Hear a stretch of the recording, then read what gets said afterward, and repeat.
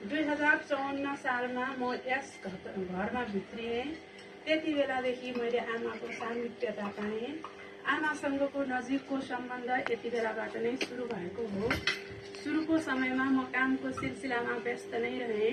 विगतका 7 वर्षदेखि म घरमै बस्ने क्रममा आमासँग गफ गरिरहँदा उहाँले भनेका विगतका संस्मरणहरू लेखौँ भन्ने मनमा आएको वर्ष दिन जति भयो। म उहाँको जीवनको बारेमा एउटा सिङ्गो किताब बनाउन पनि सक्छु। बाहिरबाट देखे जस्तो उहाँको जीवन छैन। सूक्ष्म रूपमा बुझ्न उहाँलाई कसैले कोसिस गरेको पनि छैन। आमा त बाहिरबाट हेर्दा ओखर जस्तो लागे पनि भित्री हृदय चाहिँ अत्यन्त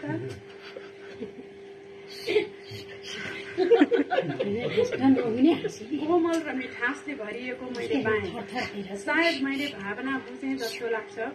ओखरलाई मिठो खान बाहिरी आवरणलाई प्रेमपूर्वक खोल्न जान्नुपर्छ नि, अनि पो ओखरको भित्री भागको आनन्द लिन पाइन्छ। मैले बुझ्दा आमाको जीवन सुरुदेखि नै कठिन गुज्रियो। चाहे माइतमा होस् या घरमा शारीरिक कष्ट खेप्नु परेको देखिन्छ। उहाँको जीवन साथी पनि त्यति मायालु, उदार र सहृदय हुनुहुन्थेन। उहाँको लागि सायद अरूको लागि कस्तो हुनुहुन्थ्यो थाहा भएन। मलाई आज उहाँलाई दिने वस्तु केही छ जस्तो लागेन। मैले एउटा सानो कविता तयार पारेको छु। मैले यसमा उहाँको विगतलाई समेट्ने प्रयास गरेको छु। यस कुरामा आमा र उहाँको छोरा पनि अनभिज्ञ हुनुहुन्छ। आज म यो सानो मायाको भाव व्यक्त गर्न चाहन्छु। यसमा प्रस्तुत गरेका कुराहरू आमालाई हेरफेर गर्न मन लागेमा म त्यसलाई पुनर्विचार गरी पुनः लेख्न पनि तयार छु। अब कविता है त। यसको शीर्षक छ आमा।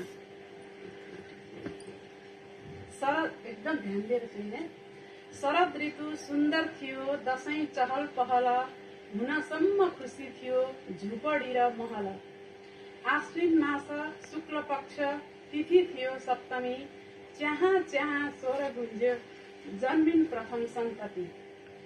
स्याहार सुसार सुरु भयो, पाई पुत्री सम्पत्ति, नामकरण मन्जु राखी दङ्ग बेणी दम्पति। फूलपाती भित्र्याउने सबै घरमा चटारो, सुत्केरीको घरमा भने बच्चा जन्मिन। कहिले असन इन्द्रचोक, कहिले महाकाल, खेली कुदी गर्दै बित्यो उनको बाल्यकाल। घाँगर लगाई फराक फुरुक जमल वरपर, बाल्यकाल मजा हुने दौडने रहर। खुर्र कुदी खुरुरुरु जैसी देवर पुग्ने, काम पनि गर्नुपर्ने आमा आज्ञा मान्ने। न्युरोड गेट पुस्तकारी चल्ती थियो तिलौरी, खाई खेली भुर्की बढे नखेली सिङ्गौरी। पहिलो सन्तान भई आइन् सबको थियो रहर, काल बेला त्यस्तै थियो भाइ बहिनीको लस्कर। चिन्कै स्याहार सुसार गरी बित्यो ज्यादा प्रहर, 3 धारामा आँपको बोटमा पिङमा चहै चहै, जुनै बेला घरको काम भाइको भोटो सुकाई। दाजु ऋषि रामको घर कमल आदि पुगी, लाउन जाने दशैंतिर निधारमा टीका। दङ्ग पर्ने समय थियो पाई मुहर सुका। जलको लोटा त्यसमा जाइफुल हाली पुग्ने जमल, शिवजीको शिरमा चढाई पूजा गर्ने चलन। जहाँ यहाँ राणा शासन थियो त्यति बेला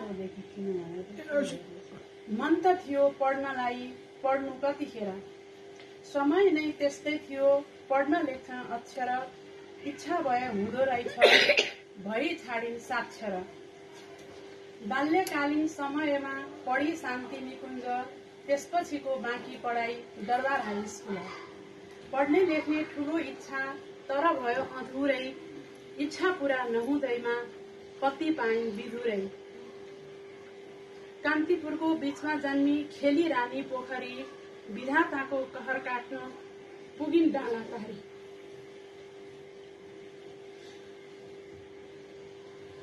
ठुलै थियो परिवार सुख शान्ति नास्ति, प्रकृतिले पनि दियो उनलाई ठुलै शास्ति।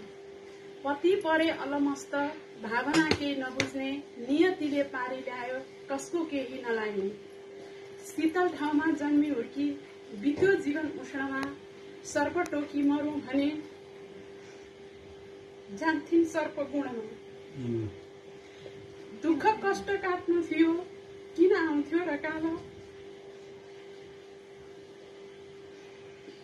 दैव इच्छा विपरीत के लाग्थ्यो र मानव बस्ने मन छँदै थिएन त्यो गर्मी मैदानमा गर्न पो के सकिन्थ्यो र यसको समाधानमा नाति दुई छाडी गइन् छोरी बादल पारी तिनलाई समेत हुर्काई बढाई राखिन् छाती टाँसी अल्पायुमै गए पति बेसाहारा पाएर 4 सन्तानकी उनलाई एक्लै जिम्मेवारी छाडेर प्राण जाने गर्मी थियो पसिना खलखली बाध्यता र विवस्थाले परिवार पाली जीवन व्यतीत हुँदै गयो पाइन ज्यादै कष्ट बुझिदिने सम्झिदिने फगत 2 पुत्र कालो बादल फाटेर घाम लागेसरी दुःख कष्ट बित्दै गयो हरेक कालगढी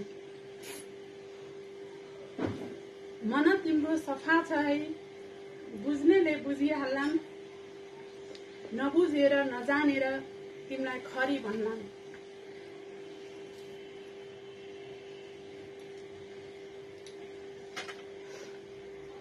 मैले सब बुझेको छु तिम्रो कष्ट पीडा सकेसम्म गर्ने छैन तिमीमाथि क्रीडा शुश्रूषा र सेवा गर्छु जीवन रहेसम्म हुनेसम्म जानेसम्म तिमीलाई रुन दिन्न